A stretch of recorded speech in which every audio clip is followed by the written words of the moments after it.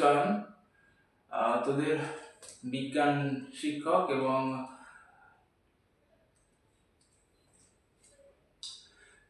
High, আমি চয়ন, তোদের সবার বিজ্ঞান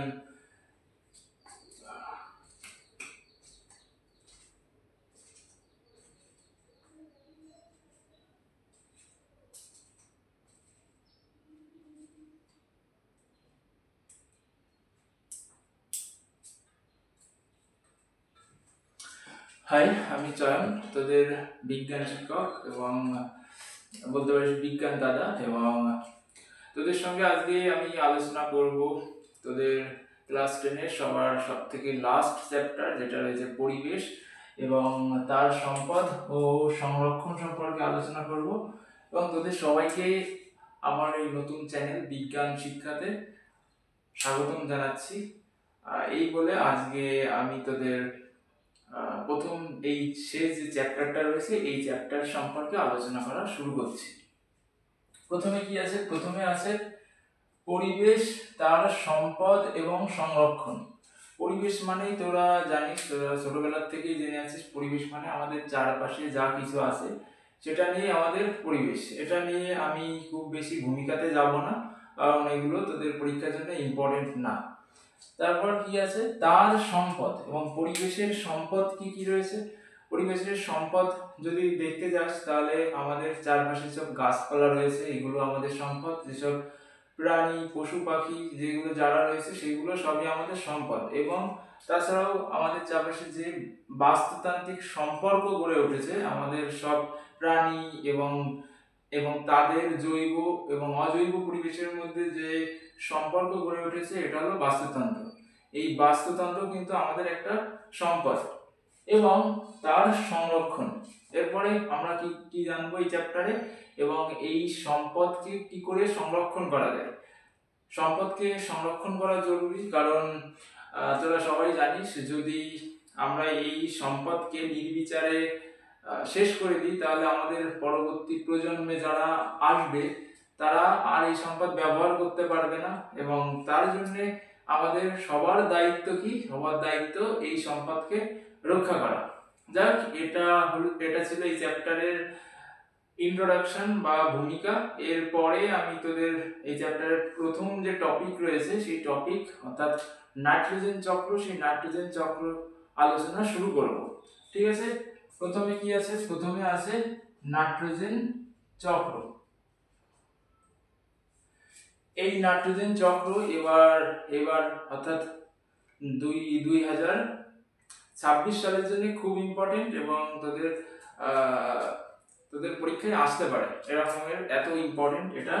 অতএব এটা কি খুব ভালোভাবে পড়তে হবে। আচ্ছা, যাক, প্রথমে নাইট্রোজেন চক্র যখনই আসছি তখনই কি আছে? নাইট্রোজেনের সঙ্গে চক্র যুক্ত রয়েছে। চক্র মানে কি? চক্র মানে কোনো জিনিসের আবর্তন, কোনো জিনিসের একটা বিন্দু থেকে মনে কর শুরু হয়েছে, সেই জিনিসটা আবার ঘুরে সেই জায়গাটাতেই যে ফিরে আসা সেটাকেই বলা হয় চক্র।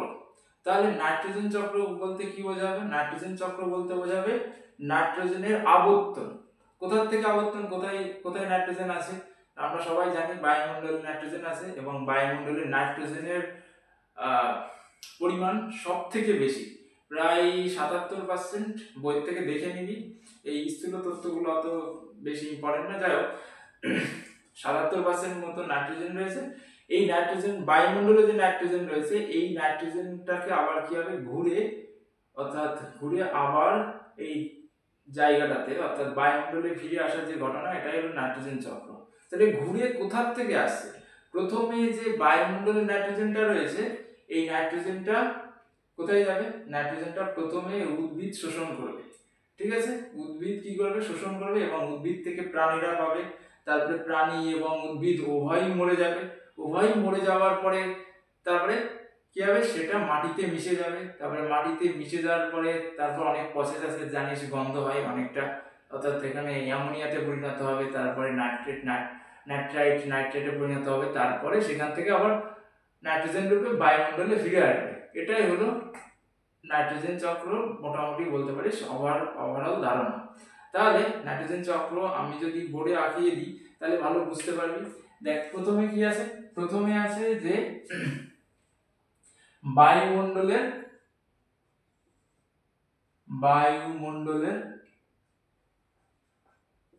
নাইট্রোজেন। এই বায়ুমণ্ডলের নাইট্রোজেনটা কি হবে, সেটা সেটা কি করবে, সেটা মাটিতে গিয়ে মিশবে। প্রথমে মাটিতে গিয়ে মিশবে, মাটিতে মেশার ফলে এই মাটিতে মেশার জন্য অনেকগুলো ভূমিকা আছে, অনেকগুলো পদ্ধতি আছে। সেই পদ্ধতি হয়ে তবেই মাটিতে মিশবে, এমনি এমনি মাটিতে মিশে যেতে পারে না। এবং সেই পদ্ধতি সম্পর্কে আমি একটু পরে আলোচনা করছি, কারণ আগে ওভারভিউটা বা ওভারঅল যে ধারণাটা, এই ধারণাটা আগে দিয়ে নিই, তারপরে আমি বলে দিচ্ছি। দেখ তাও এখানে একটুখানি বলে দিই কি করে মাটিতে মেশে। আমাদের চারপাশে বিভিন্ন ধরনের উদ্ভিদ আছে, যেরকম শৈবাল কিন্তু এক ধরনের উদ্ভিদ। এই শৈবাল কি করে, এই শৈবালরা বিভিন্ন ধরনের শৈবাল রয়েছে, যেরকমের মনে কর অ্যানামিনা, নস্টক, যদিও এদেরকে সায়ানোব্যাকটেরিয়া বলা হয়, তাও কিন্তু এরা এক ধরনের শৈবাল। এনিওয়ে, এরা কি করে, এই অ্যানামিনা, নস্টক, এরা কিন্তু নাইট্রোজেনকে সংবর্ধন করতে পারে। অ্যানামিনা কেমন দেখতে হয়, অ্যানামিনা এরকমের করে পুঁতির যে মালা আছে না, দেখেছিস পুঁতির মালার মতো এরকম হয়। নস্টকও দেখতে একদম সেম এরকমের দেখতে হয়, কিন্তু নস্টক একটুখানি ছোট ছোট হয়, এরকম ছোট ছোট, কিন্তু একদম সেম দেখতে। অ্যানামিনা, নস্টক একদম প্রায় সেম দেখতে। এবং একটা বড় কোষ দেখতে পাচ্ছি সেদের মধ্যে, এই কোষটাকে বলা হয় হেটেরোসিস্ট কোষ। কি কোষ বলা হয়, হেটেরোসিস্ট। খুব ইম্পর্টেন্ট পরীক্ষার জন্য। তাহলে এই যে হেটেরোসিস্ট কোষ, এই হেটেরোসিস্ট কোষটাই কিন্তু যে নাইট্রোজেনটা রয়েছে সেই নাইট্রোজেনকে সংবর্ধন করতে সাহায্য করে। আর যার কারণে এদেরকে কিন্তু কি করা হয়, এদেরকে বায়ো ফার্টিলাইজার রূপে কাজ করা হয়। কেন বায়ো ফার্টিলাইজার, কারণ এরা নাইট্রোজেন সংবর্ধন করতে পারে এবং আমাদের গাছের জন্য নাইট্রোজেন দরকার, তাহলে এটাকে ফার্টিলাইজার হিসাবে আমরা কাজ করতে পারি। এগুলো নিয়ে আমি পরে আলোচনা করছি, আগে ওভারভিউটা দিয়ে নিই। যাক, তাহলে এখান থেকে প্রথমে মাটিতে আসলো, এই যে ব্যাকটেরিয়া গুলো রয়েছে, এই যে সায়ানোব্যাকটেরিয়া গুলো রয়েছে বা শৈবাল রয়েছে, এইগুলোর দ্বারা প্রথমে মাটিতে মিশলো। এই মাটির থেকে কে নেবে, মাটির থেকে উদ্ভিদ নেবে। বুঝতে পারলি? এইবার উদ্ভিদের শরীরে যখনই নাইট্রোজেন কি হবে, আবদ্ধ হবে। কি করে আবদ্ধ হয়, উদ্ভিদের শরীরে জানিস প্রোটোপ্লাজম থাকে। উদ্ভিদের কোথায় প্রোটোপ্লাজম থাকে, উদ্ভিদের যে কোষগুলো থাকে, তোরা সবাই জানিস আমাদের শরীর কি অসংখ্য কোষ নিয়ে গঠিত, তাই না? এবং কোষের চারপাশ দিয়ে কি থাকে, কোষের চারপাশ দিয়ে সাইটোপ্লাজম থাকে, তাই না, প্রোটোপ্লাজম থাকে। তাহলে এই যে কোষগুলোর যে প্রোটিন গুলো রয়েছে, যেমন কোষের মধ্যে বিভিন্ন ধরনের উৎসেচক থাকে, সেই উৎসেচক গুলো কি দিয়ে তৈরি, প্রোটিন দিয়ে তৈরি। কোষগুলোর যে প্রোটোপ্লাজম, এটাও কিন্তু কি দিয়ে তৈরি, এটাও কিন্তু প্রোটিন দিয়ে তৈরি। তাহলে এই প্রোটিন কি দিয়ে তৈরি হয়, প্রোটিন সবসময় তৈরি হয় নাইট্রোজেন দিয়ে, ঠিক আছে? তাহলে এই নাইট্রোজেনটা কি হবে, প্রথমে মাটির থেকে উদ্ভিদ নিল, অর্থাৎ উদ্ভিদ দেহে এই নাইট্রোজেনটা আটকে গেল, ঠিক আছে? এইবার এই উদ্ভিদকে কারা খাবে, উদ্ভিদকে প্রাণীরা খাবে। তোরা জানিস প্রাণীরা কি করবে, উদ্ভিদকে খাবে। খাওয়ার ফলে এই উদ্ভিদ থেকে প্রাণীদের শরীরে কি হয়ে যাবে, এই নাইট্রোজেনটা চলে আসবে, ঠিক? এবার এই প্রাণীরা কি হবে, মারা যাবে, মৃত প্রাণী। এবার শুধু প্রাণীরাই তো মরে না, এখানকার যে উদ্ভিদ রয়েছে তারাও তো মরে যায়, তাহলে তারাও মরে যাবে, উদ্ভিদ এবং প্রাণীরা দুজনেই মরে যাবে। মরে যাওয়ার পরে কি হবে, যখনই মরে যাওয়ার পরে মাটিতে মিশবে এবং গন্ধ তৈরি করবে। এই যে গন্ধটা, এটা অ্যাকচুয়ালি কিসের গন্ধ, অ্যামোনিয়ার গন্ধ। তোরা খেয়াল করলে দেখতে পাবি যে তোরা যখন স্কুলের বাথরুমে যাস, তখন বাথরুমে একটা গন্ধ বেরোয়, এটা কিসের গন্ধ, এটা অ্যামোনিয়ার গন্ধ। ঠিক সেরকম মানুষ মরে গেলে বা ওনার পশু পাখি গাছপালা মরে গেলে গন্ধ হয়, এটা অ্যামোনিয়ার গন্ধ। প্রথম দিকে কিসে তৈরি হয়, প্রথম দিকে অ্যামোনিয়াতে পরিণত হবে, ঠিক আছে? তাহলে অ্যামোনিয়াতে পরিণত হলো, অ্যামোনিয়া। আর তোরা জানিস, তোরা ভৌত বিজ্ঞানে পড়েছিস অ্যামোনিয়া কি নাইট্রোজেন দিয়ে গঠিত হয়। অ্যামোনিয়ার সংকেত কি, NH3, বুঝতে পারলি এইটুকু? আচ্ছা, এই যে উদ্ভিদ থেকে প্রাণী এবং প্রাণীরা মরে যাওয়ার পরে যে মিলিত হওয়ার পরে যে অ্যামোনিয়াতে পরিণত হলো, অর্থাৎ যে গন্ধটা হলো, এই মৃত উদ্ভিদ থেকে অ্যামোনিয়াতে পরিণত হওয়ার এই ঘটনাকে কি বলা হয়? যেহেতু অ্যামোনিয়া তৈরি হচ্ছে, তার কারণে এটাকে বলা হয় অ্যামোনিফিকেশন। ফিকেশন মানে কি? প্রস্তুত করা। বুঝতে পারলি তাহলে? তাহলে এই উদ্ভিদ এবং প্রাণী মরে যাওয়ার পরে কি হয়, ওদের শরীরে যে নাইট্রোজেন থাকে সেটা অ্যামোনিয়াতে পরিণত হয়। এই অ্যামোনিয়াতে পরিণত হওয়ার ঘটনাকে কি বলা হয়? অ্যামোনিফিকেশন বলে। সহজ। এবং অ্যামোনিফিকেশন তৈরি হওয়ার এই ঘটনা তো খুব এমনি এমনি হয়ে যাবে না। যেরকমের মনে কর তুই বাড়িতে চা তৈরি করছিস, তাহলে চা তৈরি করার সময় এই কি লাগবে? আমাদের ভিন্ন ধরনের চা তৈরি করার ইনগ্রেডিয়েন্ট লাগবে, যেমন চা লাগবে, দুধ লাগবে, জল, চিনি, এগুলো লাগবে, তাই না? কারণ শুধু এগুলো দিলেই তো চা হবে না, তার জন্য কি লাগবে? একটা জিনিস দিতে হবে, আগুন দিতে হবে, বা গ্যাস ধরিয়ে আগুন দিতে হবে, তাহলে কি হবে? তাহলেই চা তৈরি হবে। তাহলে এই ক্ষেত্রেও সেম জিনিসটাই হবে। এই ক্ষেত্রেও কি করতে হবে? এই ক্ষেত্রেও এক ধরনের ব্যাকটেরিয়া রয়েছে, সেই ব্যাকটেরিয়ারা কিসে পরিণত করতে সাহায্য করে? এই মৃত প্রাণী এবং উদ্ভিদকে অ্যামোনিয়াতে তৈরি করতে তৈরি করতে সাহায্য করে। বুঝতে পারলি? তাহলে এই পদ্ধতির নাম কি? অ্যামোনিফিকেশন।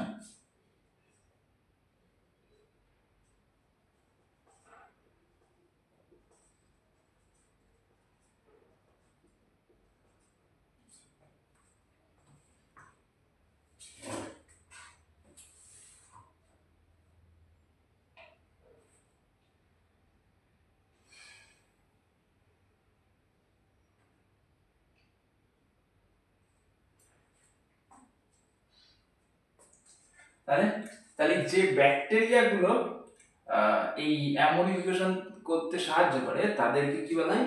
Ammonifying bacteria. এবং এরকমের একটা পরীক্ষায় আসতে পারে তাহলে একটা অ্যামোনিফাইং ব্যাকটেরিয়ার নাম দেখো, তাহলে কি লিখবি? একটা অ্যামোনিফাইং ব্যাকটেরিয়ার নাম হলো ব্যাসিলাস র্যামোসাস। ঠিক আছে? এবং এটাও মনে রাখবি, যখনই সায়েন্টিফিক নেম লিখবি তখনই নিজেই দাগ দিতে হবে। ক্লিয়ার হয়েছে? তাহলে এই মৃত প্রাণীর থেকে এই অ্যামোনিয়াতে প্রস্তুত হওয়ার ঘটনাকে কি বললাম আমরা? অ্যামোনিফিকেশন বললাম। আর যে ব্যাকটেরিয়াগুলো কি করে এই অ্যামোনিফিকেশন ঘটাতে সাহায্য করে তাদেরকে কি বলা হয়? অ্যামোনিফাইং ব্যাকটেরিয়া বলা হয়। আর একটা অ্যামোনিফাইং ব্যাকটেরিয়ার নাম কি বললাম? ব্যাসিলাস র্যামোসাস। তাহলে অ্যামোনিফাইং ব্যাকটেরিয়া।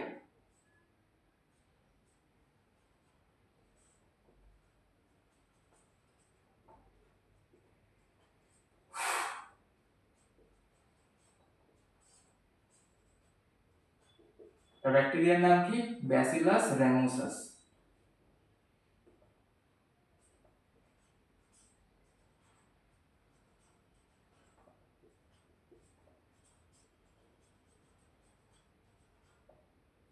এবং সায়েন্টিফিক নেম যখনই লিখবি নিজে কি দিবি?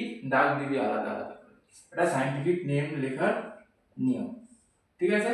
তাহলে এটাও পরীক্ষার জন্য আরেকটা প্রশ্ন পেয়ে গেলাম। এটাও ইম্পর্টেন্ট। যদি বলে একটা অ্যামোনিফাইং ব্যাকটেরিয়ার নাম লেখো, তাহলে লিখতে পারবি তো? ক্লিয়ার?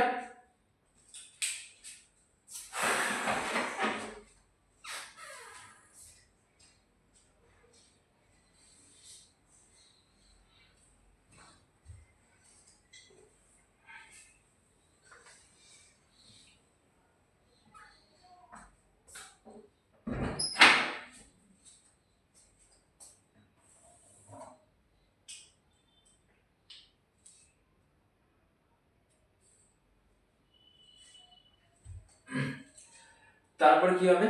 তারপর যে অ্যামোনিয়া রয়েছে, এই অ্যামোনিয়াটা প্রথমে নাইট্রাইটে পরিণত হবে। কিসে পরিণত হবে? নাইট্রাইটে। তারপরে নাইট্রাইট ভেঙে গিয়ে নাইট্রেটে পরিণত হবে। তবে নাইট্রাইট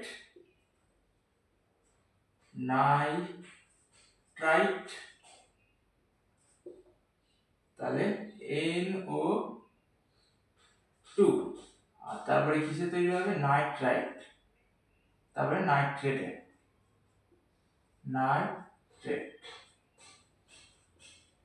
NO2 3।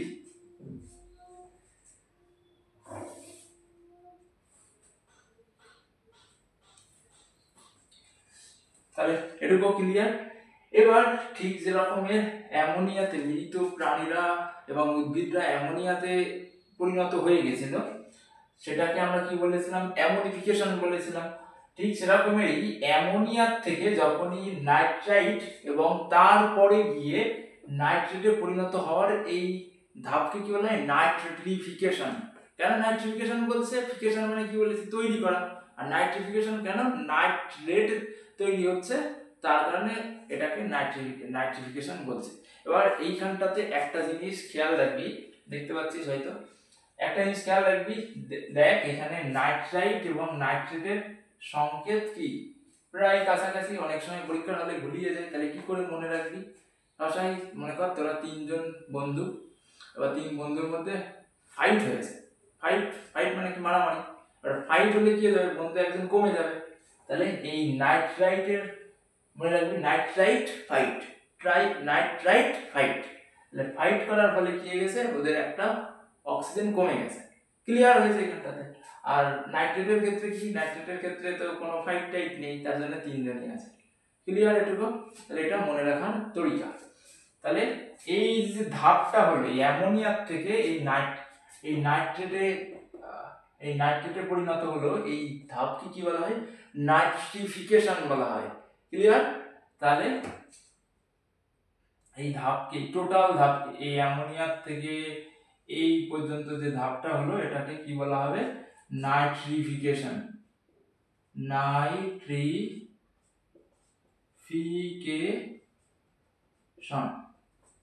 এই টোটাল ধাপটা, এই অ্যামোনিয়ার থেকে নাইট্রেট প্রস্তুত হলে কিন্তু হবে না।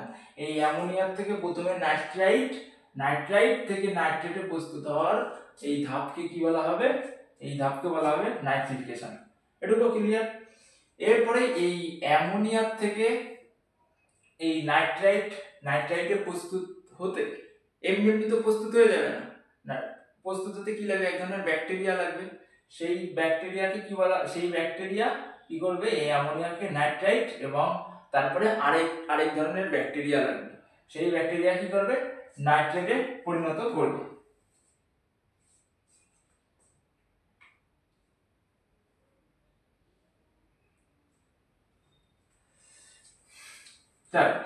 তাহলে এই অ্যামোনিয়ার থেকে নাইট্রাইটে তৈরি আসতে যে ব্যাকটেরিয়া লাগে, এই ধাপে যে ব্যাকটেরিয়া লাগে, একটা ব্যাকটেরিয়ার নাম হলো নাইট্রোসোমোনাস।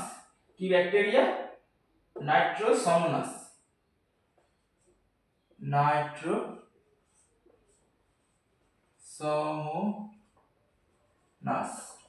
এবং এই ব্যাকটেরিয়া সায়েন্টিফিক নেম, তার জন্য এর নিচে কি দিতে হবে, দাগ দিতে হবে। আবার নাইট্রাইট থেকে কিসে পরিণত হলো, নাইট্রেটে পরিণত হলো। নাইট্রেটে পরিণত হলে কি করতে হবে, আমাদের এইখানেও কি একটা ব্যাকটেরিয়া লাগবে। তাহলে এই ব্যাকটেরিয়ার জন্য নিজেই কি, এই ব্যাকটেরিয়ার কি করতে হবে, এই ব্যাকটেরিয়ার এখানে একটা ব্যাকটেরিয়া, সেই ব্যাকটেরিয়ার একটা নাম লিখতে হবে। একটা ব্যাকটেরিয়ার নাম কি, নাইট্রোব্যাক্টার।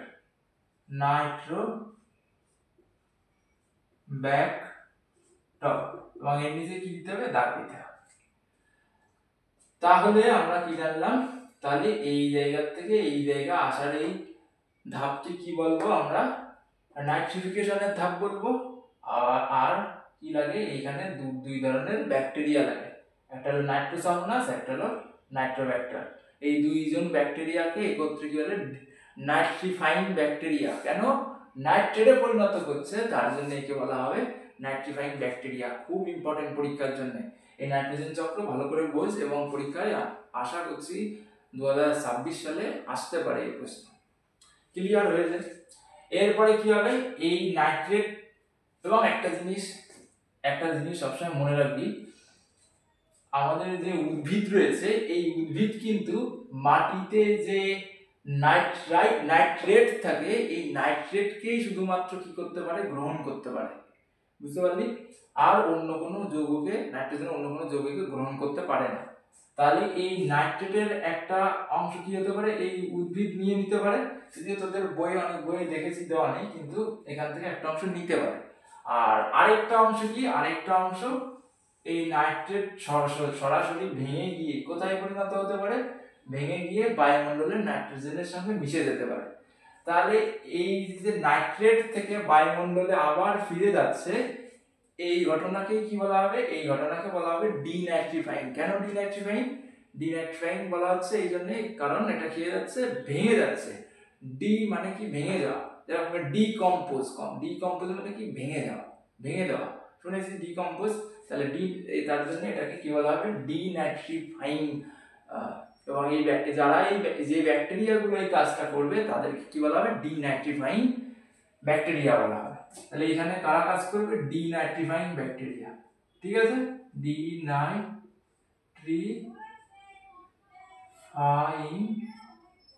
Bacteria, bacteria. একটা ডিনাইট্রিফাইং ব্যাকটেরিয়ার নাম কি, সিউডোমোনাস। একটা ডিনাইট্রিফাইং ব্যাকটেরিয়ার নাম সিউডোমোনাস। খুব খুব খুব ইম্পর্টেন্ট, এবং এদের নিজেই সায়েন্টিফিক নেমে নিজেই দাগ দিতে হবে। বুঝতে পারলি? তাহলে একটা ডিনাইট্রিফাইং ব্যাকটেরিয়ার নাম কি, সিউডোমোনাস। পরীক্ষার জন্য খুব ইম্পর্টেন্ট, বলে দিতে পারে যে এটা ডিনাইট্রিফাইং ব্যাকটেরিয়ার নাম লেখো। তাহলে পারবি নিশ্চয়ই, যেহেতু এটা সোজা। এবং নিচে কি দিতে হবে, এরকমের দাগ দিতে হবে। আচ্ছা, তাহলে এটা গেল নাইট্রোজেন চক্র। আচ্ছা দেখ, এটা দেখতে অনেকটা চক্রের মতো হয়েছে। প্রথমে কি হয়েছে, প্রথমে বায়ুমণ্ডলে যে নাইট্রোজেন ছিল সেটা ঘুরে ঘুরে আবার বায়ুমণ্ডলে ফিরে এসেছে, যার কারণে আমরা এটাকে কি বলছি, নাইট্রোজেন চক্র বলছি। এখানে একটা জিনিস মনে রাখবি, এই বায়ুমণ্ডলের যে নাইট্রোজেন রয়েছে, এই নাইট্রোজেনটা শুধুমাত্র তো এইখানটাতে মাটিতে মিশছে কিসের মাধ্যমে, শুধুমাত্র তো বিভিন্ন ধরনের শৈবাল, প্রথমে আলোচনা করেছি শৈবালের কথা, তারপরে আলোচনা করেছি অ্যাসিড বৃষ্টির কথা। অ্যাসিড বৃষ্টির মাধ্যমে কিন্তু মাটিতে মেশে। এবার শুধুমাত্র যে প্রাকৃতিক উপায়ে এই মাটিতে মিশবে তা তো না, আরো কি কিভাবে মিশতে পারে মাটিতে, মনুষ্য সৃষ্ট কারণেও মাটিতে মিশতে পারে। মনুষ্য সৃষ্ট কি কারণ হতে পারে, মানুষ জানিস কি করে, মানুষ হলো কি করে, বিভিন্ন ধরনের সার ছিটিয়ে দেয়, তাই না? এরকম ইউরিয়া সার রয়েছে, তারপরে অ্যামোনিয়া সালফেট রয়েছে। এই সারগুলোতে কি রয়েছে, এই সারগুলোর প্রধান উপাদান কি, নাইট্রোজেন। তাহলে এই নাইট্রোজেন গুলো কি হয়ে যায়, এই নাইট্রোজেন গুলো মাটিতে মনুষ্য সৃষ্ট উপায়ে মিশে যায়, এবং মানুষ কি করে, মানুষের যে কলকারখানা রয়েছে সেই কলকারখানার মাধ্যমে, অর্থাৎ শিল্পজাত ভাবে মাটিতে মেশায়, তাই না? তাহলে শিল্পজাত ভাবে মাটিতে মেশাই, তাহলে ওটাকে আমরা কি বলবো, শিল্পজাত সংবর্ধন বলবো। ঠিক আছে, তাহলে এখান থেকে তোদের অনেক বইয়ে আছে যে এখান থেকে আরেকটা এসছে, যেটা শিল্পজাত সংবর্ধনের মাধ্যমে এখানে নিচে লেখা রয়েছে, তারপরে এখান থেকে আবার বায়ুমণ্ডলে ফিরে যাচ্ছে। আমি তোদের লিখে দিচ্ছি।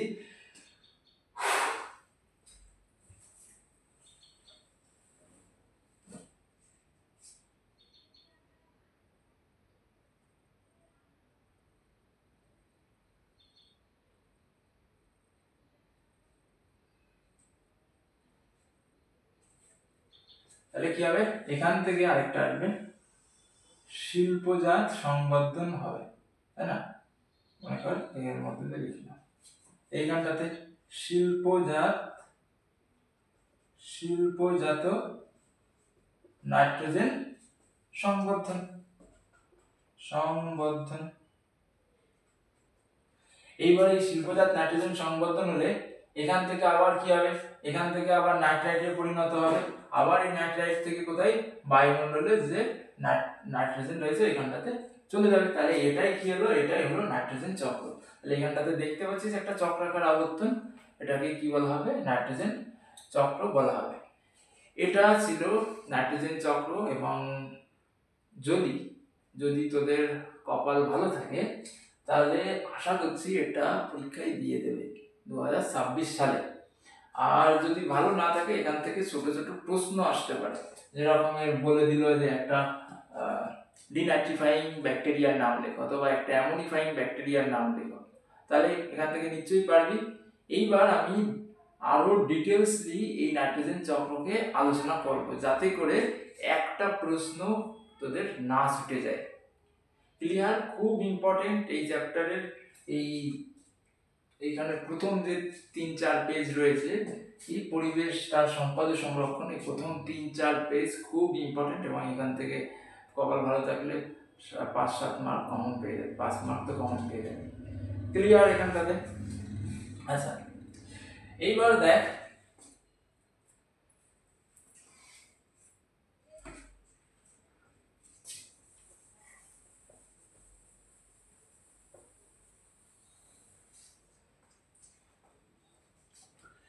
এই নাইট্রোজেন চক্রটা এইখানটাতে আমি রেখে দিচ্ছি, কারণ এখানে থাকলে আমার বোঝাতে সুবিধা হবে, তার কারণে আমি এখানটাতে রেখে দিচ্ছি।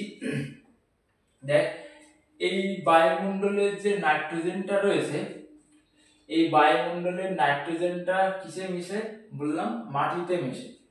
এবার মাটিতে মেশার জন্য অনেকগুলো উপায় আছে। কি কি উপায় রয়েছে? বায়ুমণ্ডলের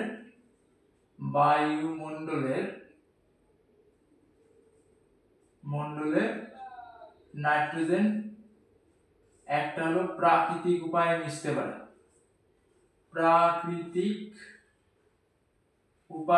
পারে, আর আরেকটা কি? মনুষ্য সৃষ্ট উপায়েও মিশতে পারে, মানুষের কারণে মিশতে পারে, অর্থাৎ শিল্পজাত কারণে মিশতে পারে, শিল্পজাত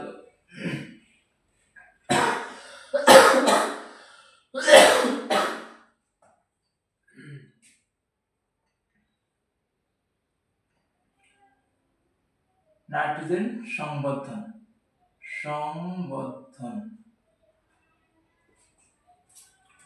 তাহলে বায়ুমণ্ডলের যে কি রয়েছে, বায়ুমণ্ডলের যে নাইট্রোজেন রয়েছে, এই নাইট্রোজেনটাকে কি করা? বায়ুমণ্ডলের নাইট্রোজেনকে মাটিতে মেশার যে ঘটনা, এটাকে কি বলবো আমরা? এটাকে বলবো নাইট্রোজেন সংবর্ধন। ঠিক আছে? এই নাইট্রোজেন সংবর্ধনকে কি করা যায়? দুই ভাগে ভাগ করা যায়। তাহলে প্রাকৃতিক উপায়ে, আর একটা হলো শিল্পজাত সংবর্ধন। শিল্পজাত সংবর্ধন একটু আগে বলেছি, আর প্রাকৃতিক উপায়ে কি করে মেশে তার একটা ওভারভিউ আমি দিয়েছি। এবার দেখ, প্রাকৃতিক উপায়ে কি করে মিশতে পারে তার আবার অনেকগুলো ভাগ রয়েছে। কি কি ভাগে মিশতে পারে? যেরকমের অ্যাসিড বৃষ্টি হয়, জানিস অ্যাসিড বৃষ্টির ফলেও অ্যাসিড বৃষ্টির ফলে নাইট্রোজেন মিশতে পারে। তারপরে কি করে মিশতে পারে? তারপরে আমাদের অ্যাসিড বৃষ্টির ফলে মিশতে পারে। তারপরে কি বলি? তারপরে আমাদের যে মিথজীবী ক্রিয়ার মাধ্যমে মিশতে পারে। মিথজীবী ক্রিয়াটা ইম্পর্টেন্ট, আমি একটু পরে বোঝাচ্ছি। আর আরেকটা হলো স্বাধীনজীবী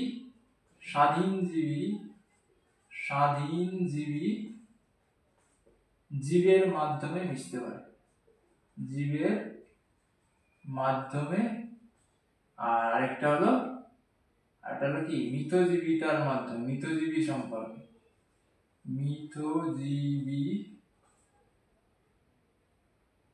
জীবের দ্বারা বা মিথজীবী ব্যাকটেরিয়ার দ্বারা। বুঝতে পারলি? তাহলে অ্যাসিড বৃষ্টির মাধ্যমে মিশতে পারে, স্বাধীনজীবী জীবের মাধ্যমে মিশতে পারে, আর মিথজীবী ব্যাকটেরিয়া দ্বারা মিশতে পারে। এইবার এই যে অ্যাসিড বৃষ্টি, এই অ্যাসিড বৃষ্টির মাধ্যমে কি করে মিশতে পারে? তোরা জানিস আমাদের কি রয়েছে, আমরা প্রতিনিয়ত বিভিন্ন ধরনের নাইট্রোজেনের অক্সাইড তৈরি করছি। কি কিভাবে অক্সাইড তৈরি করছি? এটা ভৌত বিজ্ঞানের প্রথম চ্যাপ্টারে পড়েছিস কি কিভাবে। যেরকমের ধর আমাদের যে জেট প্লেন রয়েছে, এর থেকে মিশছে, এবং আরো অন্যান্য অনেক কর্মকাণ্ড আছে, তার ফলেও কি যাচ্ছে? সেই নাইট্রোজেনের অক্সাইড বাতাসে গিয়ে মিশছে। নাইট্রোজেনের অক্সাইডের মধ্যে একটা NO2 মনে কর, এটা বাতাসে গিয়ে মিশলো। এটা বাতাসে গিয়ে মিশলে যখনই এটা মেঘের সংস্পর্শে আসবে, আর মেঘে কি আছে? মেঘে আছে জল। এই জল আর এই নাইট্রোজেন অক্সাইড আর এই জল মিশে কি তৈরি করবে, দুই ধরনের অ্যাসিড তৈরি করবে। এমনি এমনি তৈরি করবে না, এইখানটাতে এক ধরনের অনুঘটক অতি বেগুনি রশ্মি বা ইউভি রশ্মি কাজ করবে, তখনই মিশবে, তখনই কি উৎপন্ন করবে, নাইট্রাস অ্যাসিড আর নাইট্রিক অ্যাসিড HNO3। নাইট্রাস, এটা হলো নাইট্রাস অ্যাসিড আর এটা হলো নাইট্রিক অ্যাসিড, এই দুটো অ্যাসিড তৈরি করবে। আর এই দুটো অ্যাসিডই কি হবে, এই দুটো অ্যাসিড বৃষ্টির সঙ্গে মাটিতে এসে মিলবে। মনে কর এই হলো বৃষ্টি, এই বৃষ্টির সঙ্গে মাটিতে এসে এই এটা মনে কর আমাদের ভূমি বা মাটি, এইখানটাতে মিশল। এবার মাটিতে জানিস কি আছে, মাটিতে আছে ক্যালসিয়াম পটাশিয়াম এইগুলোর লবণ রয়েছে। এই ক্যালসিয়াম পটাশিয়াম কি করবে, এদের যে মূলক রয়েছে, নাইট্রোজেনের যে মূলক রয়েছে, এই মূলকগুলোকে প্রতিস্থাপিত করবে। কেন প্রতিস্থাপিত করবে, কারণ এই হাইড্রোজেনের থেকে এই ক্যালসিয়াম আর পটাশিয়ামের শক্তি অনেক বেশি, যার কারণে হাইড্রোজেনের যে নাইট্রিক যে মূলকটা রয়েছে সেই মূলকটাকে ওরা নিজের দিকে নিয়ে নেবে আর হাইড্রোজেনকে আলাদা করে দেবে। ক্লিয়ার হয়েছে? এখানটাতে যেরকমের ধর, এইখানটাতে ক্যালসিয়াম কি করলো, ক্যালসিয়াম বিক্রিয়া করলো HNO3 এর সঙ্গে, তাহলে কি উৎপন্ন করবে, CaNO3 সম্ভব, তাহলে এটা উৎপন্ন করবে। তাহলে এইভাবে কি করবে, এইভাবে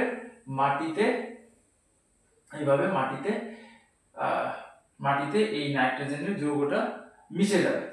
বুঝতে পারলি তাহলে এখানটাতে? তারপরে আরো এক ধরনের অ্যাসিড আছে, যেরকম সালফিউরিক H2SO4 অ্যাসিড রয়েছে, এটাও কি করে, এটাও মাটিতে নেমে আসে। এবার এটাও মাটিতে নেমে এসে কি করে, এই ক্যালসিয়াম আর পটাশিয়ামের যৌগের সঙ্গে বিক্রিয়া করে এরকমের CaSO4 উৎপন্ন করে, তারপরে পটাশিয়ামের সালফেট উৎপন্ন করে মাটিতেই অধক্ষিপ্ত হয়ে থেকে যায়। তাহলে বাতাসে কি ছিল, এই নাইট্রোজেন ডাইঅক্সাইড ছিল, সেটা এসে কোথায় মিশে গেল, মাটিতে মিশে গেল। এটাই হলো আমাদের এইভাবে কি হয়, এইভাবে প্রাকৃতিক উপায়ে বা অ্যাসিড বৃষ্টির মাধ্যমে নাইট্রোজেন সংবর্ধিত হয়। কোথায়, মাটিতে সংবর্ধিত হয়। তারপরে কি রয়েছে, তাহলে এখানে আমি একটু মুছে দিলাম।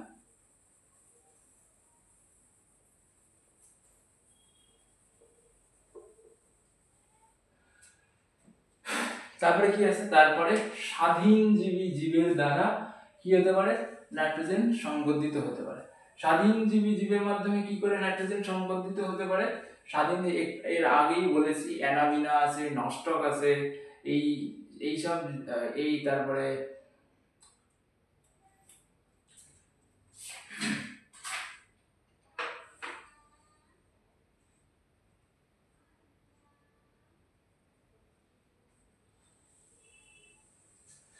তারপরে কি আছে, তারপরে বিভিন্ন ধরনের ব্যাকটেরিয়া আছে, যেরকম ডার্কসিয়া রয়েছে, ক্লোস্ট্রিডিয়াম রয়েছে, যেরকম স্বাধীনজীবী জীবের মাধ্যমে দুই ভাবে হতে পারে। একটা হলো শৈবাল দ্বারা আর আরেকটা হলো ব্যাকটেরিয়া দ্বারা। ব্যাকটেরিয়াদের মধ্যে কি আছে, ডার্কসিয়া রয়েছে, ক্লোস্ট্রিডিয়াম রয়েছে,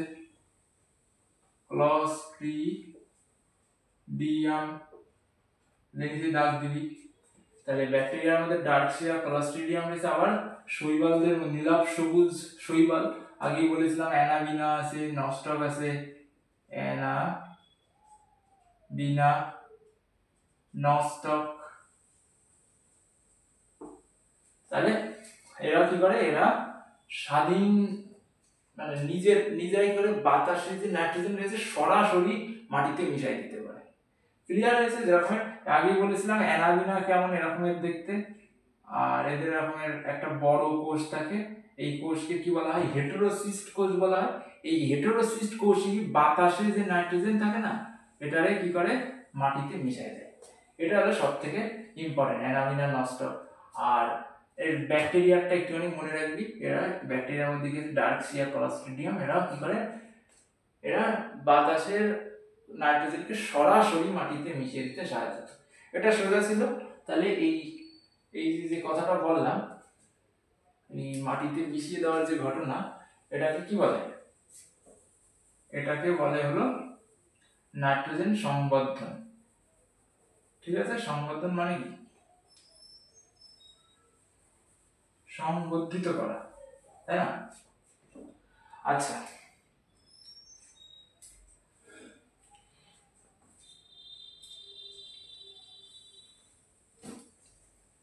এরপরে কি রয়েছে? মিথজীবী ব্যাকটেরিয়ার দ্বারা, এটা খুব ইম্পর্টেন্ট। মিথজীবী সম্পর্ক জানিস? মিথজীবী হলো এমন একটা সম্পর্ক যেখানে দুটো জীবী কি হয়? উপকৃত হয়। দুটো জীবী কিভাবে উপকৃত হয়? মনে কর কি রয়েছে, একটা মনে কর এ একটা জীব, বি একটা জীব। এ জীবটা বি কে একরকম ভাবে হেল্প করছে, আর বি জীবটা এ কেও হেল্প করছে, তাহলে উভয়ে পরস্পরের উপর নির্ভর করে বেঁচে রয়েছে, এখানে কারোর কোনো ক্ষতি হচ্ছে না। এই সম্পর্কটাকে কি বলা হয়? মিথজীবী সম্পর্ক বলা হয়। আর এই মিথজীবী তার মাধ্যমেও কি হয়? নাইট্রোজেন সংবর্ধিত হয়। এরকমের একটা ইম্পর্টেন্ট এক্সাম্পল হলো রাইজোবিয়াম। রাইজোবিয়াম যে ব্যাকটেরিয়া রয়েছে, এই ব্যাকটেরিয়াগুলো সিম্বো জাতীয় যেসব গাছ রয়েছে তাদের নোডিউল যেগুলো গোল গোল হয়, মানে সিম বা বাড়িতে যে মটরশুঁটি গাছ তুলে দেখবি ওর ইসে এরকম গোল গোল গোল গোল গোল গোল হয়ে আছে, ওর মধ্যে কি থাকে? ওর মধ্যে রাইজোবিয়াম বাস করে। আর রাইজোবিয়াম গুলো কি করে? রাইজোবিয়াম বাতাসের যে নাইট্রোজেন রয়েছে সেই নাইট্রোজেন গুলো ওই নোডিউলের মধ্যে আটকে রাখে। আর ওই নাইট্রোজেন যখনই থাকে, নাইট্রোজেনের মাধ্যমে উদ্ভিদ খাবার তৈরি করে, সেই খাবারের থেকে একটুখানি অংশ রাইজোবিয়াম পায়, আর তার বিনিময়ে ওকে রাইজোবিয়াম কি দেয়? নাইট্রোজেন দেয়। দেখ আমি এঁকে দেখাচ্ছি। এই মনে কর একটা সিম গাছ, সিম গাছ দেখেছিস না? পাতা এরকম কি হয়? হার্ট শেপ হয় না, লাভের মতো দেখতে। এই এখানে মনে কর দুখানা সিম ধরে রয়েছে, মটরশুঁটি, মটরশুঁটি, ঠিক আছে? আচ্ছা, এদের যে মূল রয়েছে এরকমের কি থাকে? নডিউল থাকে এদের মধ্যে।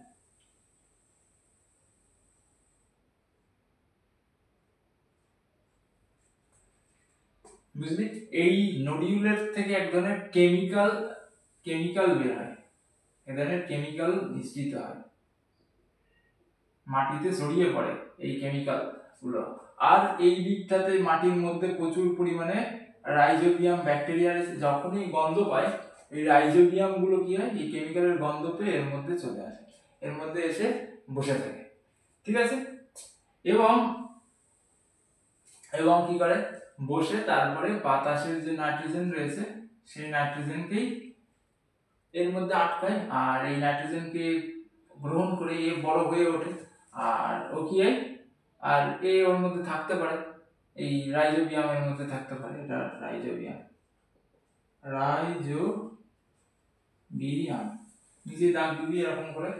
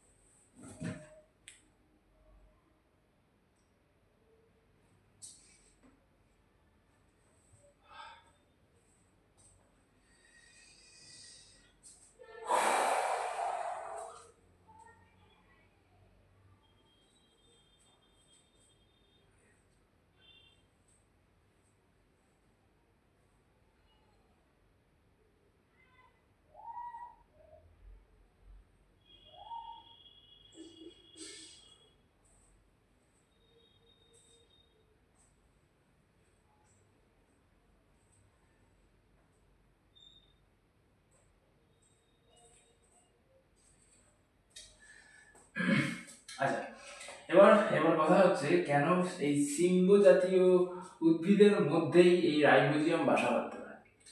রাইবোজিয়াম কারণ সিম্ব জাতীয় উদ্ভিদের এই যে নডিউলগুলো রয়েছে না, এই নডিউলগুলোর মধ্যে এক ধরনের রঞ্জক পদার্থ থাকে যেটাকে বলা হয় লেগ হিমোগ্লোবিন।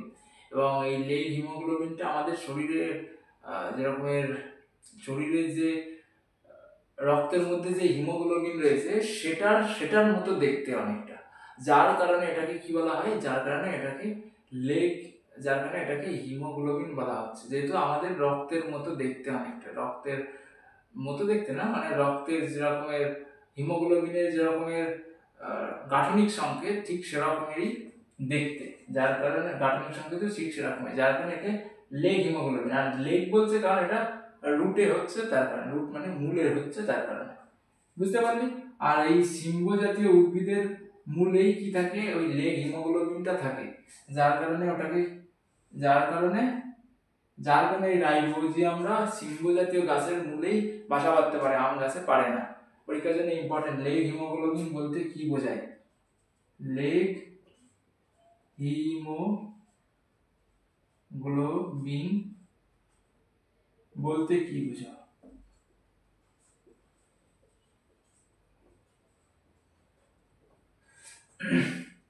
ক্লিয়ার?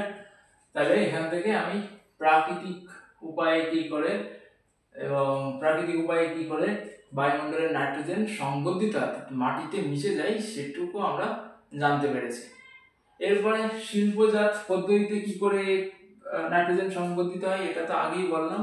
আমাদের যে শিল্প কারখানা রয়েছে সেই শিল্প কারখানায় কি হয়, বিভিন্ন ধরনের নাইট্রোজেনের সার তৈরি হয়, তারপরে যেরকম ধর ইউরিয়া, তারপরে অ্যামোনিয়াম সালফেট, অ্যামোনিয়াম ফসফেট, এগুলো তৈরি হয়। এইগুলোর মাধ্যমেই নাইট্রোজেনটা কি হয়, মাটিতে মিশে যায়। এটা তো সোজা না? তাহলে আমি এটা মুছে দিই।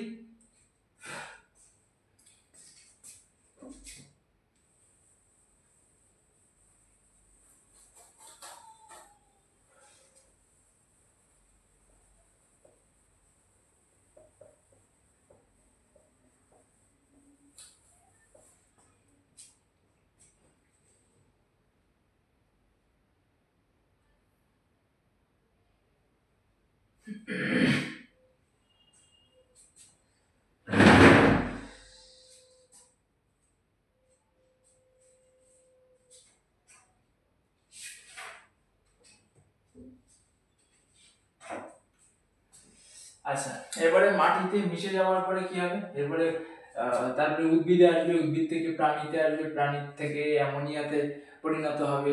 এই অ্যামোনিয়াতে পরিণত হওয়ার ঘটনাকে অ্যামোনিফিকেশন বলে, আগেই বলে দিয়েছি, তাই না? তাহলে কি হবে, এই যে উদ্ভিদ থেকে প্রাণী,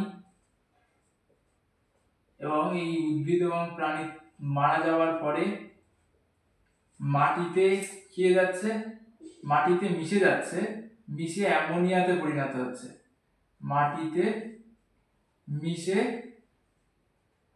অ্যামোনিয়াতে পরিণত হচ্ছে, অ্যামোনিয়াতে পরিণত হচ্ছে। এই ঘটনাকে কি বলা হবে, এই মিলিতরা অ্যামোনিয়াতে পরিণত হচ্ছে, এটাকে কি বলা হবে, অ্যামোনিফিকেশন বলা হবে। এবং যে ব্যাকটেরিয়া গুলো এইখানে মাটিতে মেশাতে সাহায্য করবে তাদেরকে কি বলা হবে, অ্যামোনিফাইং ব্যাকটেরিয়া বলা হবে। এটা অ্যামোনিফাইং ব্যাকটেরিয়ার নাম কি, একটা অ্যামোনিফাইং ব্যাকটেরিয়ার ব্যাসিলাস র্যামোসাস। কি নাম, ব্যাসিলাস র্যামোসাস।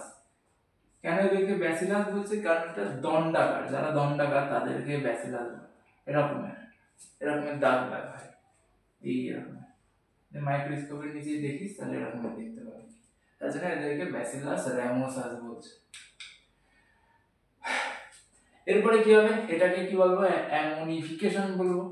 এটা আগেই বললাম, AMMONICATI, অ্যামোনিফিকেশন,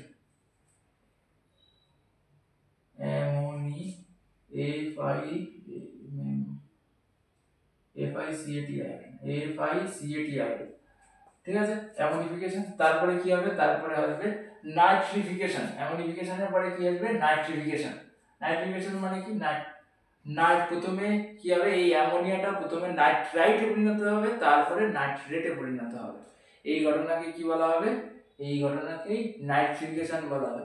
সবসময় মনে রাখবি নাইট্রিফিকেশন দুই ধাপে হয়, প্রথমে অ্যামোনিয়ার থেকে নাইট্রাইট, তারপরে গিয়ে নাইট্রেট, প্রথমে নাইট্রেট তারপরে নাইট্রেট, তাহলে এই দুই ভাগে পরিণত হয়, যার কারণে এটাকে কি বলা হচ্ছে, নাইট্রিফিকেশন বলছে।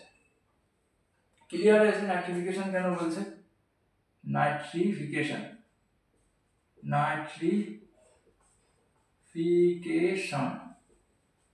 নাইট্রিফিকেশন মানে কি, অ্যামোনিয়া, মাটিতে যে অ্যামোনিয়া মিশেছিল সেটার থেকে প্রথমে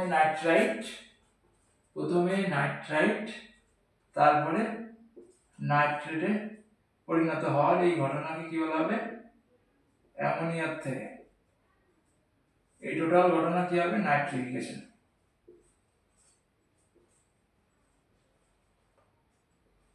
আচ্ছা, যে ব্যাকটেরিয়ারা করছে এদেরকে কি বলা হবে, নাইট্রিফাইং ব্যাকটেরিয়া।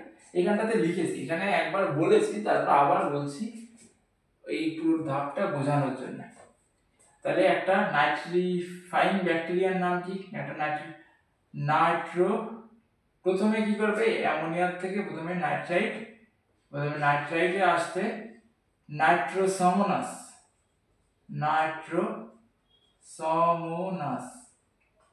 আর এই নাইট্রাইট থেকে নাইট্রেটে যেতে নাইট্রোব্যাক্টর, এইগুলোর মাধ্যমে কি হবে, প্রথমে কিসের পরিণত হবে, এই নাইট্রিফিকেশন ধাপটা কমপ্লিট হবে। ক্লিয়ার?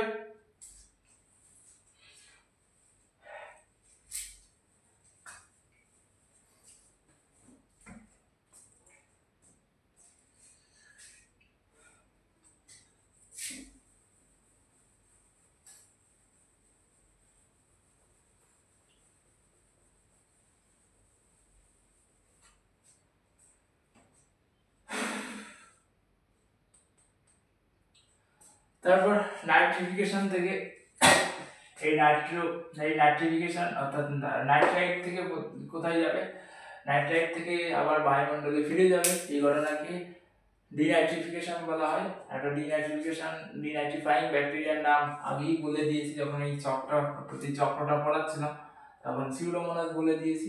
তাহলে এইটুকু ক্লিয়ার হয়ে গেছে। এরপরে কি হয়েছে, নাইট্রোজেন চক্র তো হয়ে গেল। এবার কথা হচ্ছে যে নাইট্রোজেন চক্র যদি না থাকতো, আর এখন তো নাইট্রোজেন চক্র রয়েছে, যদি না থাকতো তাহলে কি হতো, তাহলে আমাদের যে প্রাণের বৈচিত্র্য, অর্থাৎ প্রাণ যে চলছে, মানে কন্টিনিউটি রয়েছে, অর্থাৎ একটা প্রজন্মের পরে আরেকটা প্রজন্ম আসছে, তারপরে আরেকটা প্রজন্ম আসছে, এই প্রজন্মের যে প্রবাহমানতা সেটাতে বজায় রয়েছে, সেটা আর বজায় থাকতো না। কেন বজায় থাকতো না? কারণ প্রথমে কি হতো, নাইট্রোজেনটা একটা জায়গায় গিয়ে ব্লক হয়ে যেত, তাই না? ধর বায়ুমণ্ডলের যে নাইট্রোজেন রয়েছে সেই নাইট্রোজেনটা মাটিতে গিয়ে মিশলো, মাটিতে মিশে যাওয়ার পরে কি হলো, তারপরে আর সেটা ব্যাক করে বায়ুমণ্ডলে ফিরলো না। তাহলে বায়ুমণ্ডলের সব নাইট্রোজেন কোথায়, মাটিতেই বারবার করে মিশে যাচ্ছে, কিন্তু উপরে যাচ্ছে না, তাহলে মাটিতেই থেকে যাবে সব নাইট্রোজেন। তাহলে এই চক্রটা আর হলো না, আর চক্র না হলে কি হবে, নাইট্রোজেন চক্র ব্যাহত হয়ে যাবে, আর তার ফলে জীবনের প্রবাহমানতা আর বজায় থাকবে না। ঠিক আছে?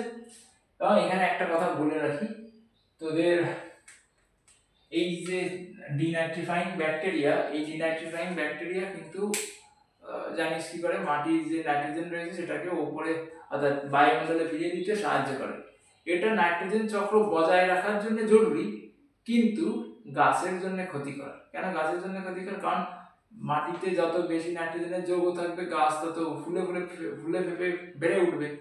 কিন্তু এই ব্যাকটেরিয়াগুলো, ডিনাইট্রিফাইং ব্যাকটেরিয়াগুলো কি করছে, এইগুলো তোর সিউডোমোনাস যেরকম রয়েছে, এইগুলো কি করতে পারছে, এগুলো মাটির নাইট্রোজেনকে হাওয়াতে মিশিয়ে দিচ্ছে। তাহলে মাটিতে নাইট্রোজেনের পরিমাণ কমে যাচ্ছে, আর কমে গেলে কি হবে, কমে গেলে গাছ বেশি নিতে পারবে না, তার ফলে গাছের জন্য ক্ষতিকর। ক্লিয়ার এটুকু? তাহলে নাইট্রোজেন চক্রের ভূমিকাতে আমরা কি জানলাম, যদি নাইট্রোজেন চক্র না ঘটতো তাহলে কি হতো, আমাদের জীবনের যে প্রবাহমানতা রয়েছে এটা একটা জায়গায় কি স্টপ হয়ে যেত। আর আমরা জানি আমাদের সবার জীবনের ভিত্তি কি? প্রোটিন। সব জিনিস প্রোটিন দিয়ে, সবার মধ্যে প্রোটিন দিয়ে। আমাদের মধ্যে রয়েছে, আমাদের মাসেল প্রোটিন দিয়ে তৈরি। তারপরে তারপরে আমাদের শরীরে যেসব উৎসেচকগুলো রয়েছে, সেই উৎসেচকগুলো প্রোটিন দিয়ে তৈরি। গাছের শরীরের উৎসেচকগুলো প্রোটিন দিয়ে তৈরি। তারপরে অন্যান্য প্রাণী যাদের কথাই ভাবিস না কেন, ব্যাকটেরিয়া, এইগুলো কি প্রোটিন দিয়ে তৈরি। প্রোটোপ্লাজমের ভিত্তি প্রোটিন, তাদের সব কিছু প্রোটিন দিয়ে তৈরি। যার মধ্যে জীবন আছে তার মধ্যে প্রোটিন আছে। তাহলে আমাদের এই আমাদের দেহই গঠিত হতো না যদি গাছ, যদি বায়ুর যে কি বলে, বায়ুর যে নাইট্রোজেন রয়েছে সেই নাইট্রোজেন যদি না আসতো মাটিতে, তাহলে আমাদের দেহই গঠিত হতো না। তাহলে নাইট্রোজেন চক্রের একটা কি রয়েছে, ভূমিকা রয়েছে এই ক্ষেত্রে।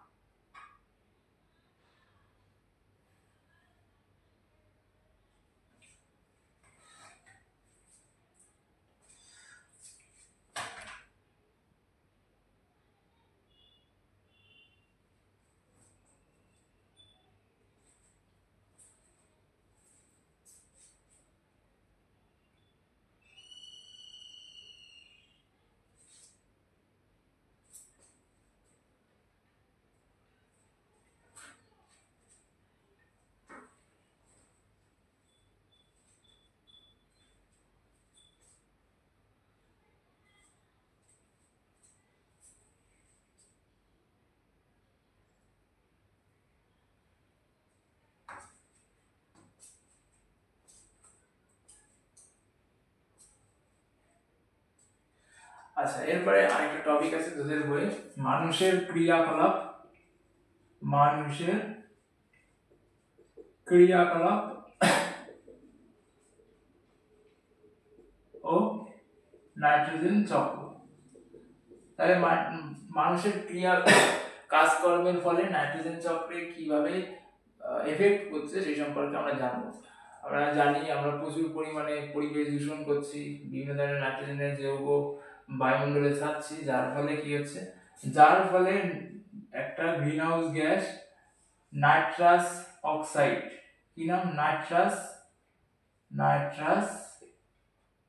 অক্সাইড, এদের মতো গ্রিন হাউস গ্যাসগুলোর পরিমাণ বেড়ে যাচ্ছে। তার ফলে গ্লোবাল ওয়ার্মিং দেখা দিচ্ছে এবং প্রচন্ড গরম করছে। আর দেখতে পাচ্ছি যে আমি প্রচুর পরিমাণে ঘেমে গেছি, আজকে প্রায় 38°C কাছাকাছি, এবং ফ্যান চলছে না। আমি একটা বদ্ধ ঘরে এটা রেকর্ড করছি, যার কারণে এত ঘাম। যাই হোক, এটা এটা গ্লোবাল ওয়ার্মিং বা বিশ্ব উষ্ণায়নের ফল। তাছাড়া কি হয়েছে, তাছাড়া এই যে নাইট্রাস অক্সাইড, এছাড়াও নাইট্রোজেনের অন্যান্য যেসব অক্সাইড রয়েছে আগে দেখিয়েছিলাম, যেরকমের NO, তারপরে NO2, nitrogen dioxide, nitrogen oxide, এইগুলো কি করে, এইগুলো মেঘের সঙ্গে অর্থাৎ জলের সঙ্গে মিশে গিয়ে অ্যাসিড তৈরি হচ্ছে। এরকমের HNO3, তারপরে নাইট্রিক অ্যাসিড, নাইট্রাস অ্যাসিড, এই অ্যাসিডগুলো তৈরি হচ্ছে, এবং এই অ্যাসিডগুলোর অনেক ক্ষতিকর প্রভাব রয়েছে। এই অ্যাসিডগুলোর আমাদের যেসব খাল বিল রয়েছে সেইগুলো জলকে অম্লীভূত করে দিচ্ছে, মানে জলের কি বলে, জলের অম্লতা বাড়িয়ে দিচ্ছে। জলের অম্লতা বেড়ে যাওয়ার কারণে জলের মধ্যে যেসব যেসব কি অণুজীব ছিল, যেগুলো আমাদের জন্য, আমাদের পরিবেশের জন্য ভালো, সেই অণুজীবগুলো মরে যাচ্ছে। তাহলে অণুজীবগুলো মরে গেলে আমাদের আমাদের জন্য সেটা ক্ষতি, মাটির জন্য ক্ষতি, মাটিতে বসবাসকারী অণুজীব মরে যাচ্ছে। তাছাড়া কি হয়, এই যে অ্যাসিড বৃষ্টি, এই অ্যাসিড বৃষ্টির ফলে আমাদের যেসব স্থাপনা রয়েছে, যেরকমের ধর আমাদের দিল্লিতে রয়েছে বলে যেসব স্থাপনা, প্রাচীন যেসব স্থাপনা রয়েছে, তাজমহল রয়েছে, এইগুলো যেইগুলো কিতে তৈরি হয়েছে, ক্যালসিয়ামের যৌগ দিয়ে তৈরি হয়েছিল, ক্যালসিয়াম সালফেট, এই ক্যালসিয়াম কার্বনেট বা মার্বেল দিয়ে তৈরি, সেইগুলো কি হয়ে যাচ্ছে, সেইগুলো এর সঙ্গে বিক্রিয়া করছে, বিক্রিয়া করে নষ্ট হয়ে যাচ্ছে সেইগুলো। তাহলে এটা আমাদের জন্য ক্ষতিকর। এবং এই পর্যন্তই তোদের তোদের বইয়ে নাইট্রোজেন চক্র এবং নাইট্রোজেন চক্র কি করে তৈরি, নাইট্রোজেন চক্রের বিভিন্ন ধাপ এবং নাইট্রোজেন চক্রের তাৎপর্য ও নাইট্রোজেন মানুষের ক্রিয়াকলাপ বা নাইট্রোজেন চক্রের কি ভূমিকা রয়েছে, সেটুকু আমি মোটামুটি সব কভার করে দেওয়ার চেষ্টা করে দিয়েছি এবং কিছু ইম্পর্টেন্ট জিনিসও বলে দিয়েছি, এগুলো পরীক্ষার জন্য ইম্পর্টেন্ট। আশা করছি তোদের সবারই এই লেকচার ভালো লেগেছে। আর যদি ভালো লাগে তাহলে তোরা তোদের বন্ধুদের সঙ্গে শেয়ার করবি। আর আমার যেহেতু নতুন চ্যানেল, তাহলে সেটা সাবস্ক্রাইব করে দেওয়ার চেষ্টা করবি। আর আমি প্রতিনিয়ত এরকম ভিডিও দেওয়ার চেষ্টা করবো বিজ্ঞান বিষয়ক। এরকম তোদের বায়োলজি আজকে আলোচনা করলাম, অর্থাৎ লাইফ সায়েন্স আলোচনা করলাম, পরের দিন ভৌতবিজ্ঞান অথবা ভৌতবিজ্ঞান আলোচনা করার চেষ্টা করব। যাই হোক, এইখানে আমি এই বলে তোদের লেকচার শেষ করছি। আর তোরা সবাই ভালো থাকিস, আর পড়াশোনা করতে থাক। ধন্যবাদ।